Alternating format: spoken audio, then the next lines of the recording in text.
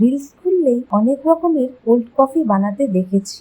দেখতে তো বেশ ভালো লাগে, কিন্তু একটা সিম্পল জিনিসকে কমপ্লিকেটেড বানাবোই বা কেন? মিক্সি জারে 3 চামচ চিনি দিলাম, এরপর দিলাম 2.5 চামচ ইনস্ট্যান্ট কফি, 500 ml দুধ গরম করে আর রুম টেম্পারেচারে ঠান্ডা করে দিয়ে দিলাম, অল্প বরফ দিয়ে ভালো করে ব্লেন্ড করে নিলাম। বন্ধুরা 1 মিনিট ধরে ব্লেন্ড করে নেবেন। দেখুন বন্ধুরা কত ফ্রথ হয়েছে কফিতে। বাড়িতে অল্প খরচেই বানিয়ে নিলাম কোল্ড কফি। ইনফ্যাক্ট 50 টাকাও লাগলো না। সার্ভ করলাম অল্প instant coffee and chocolate stick দিয়ে।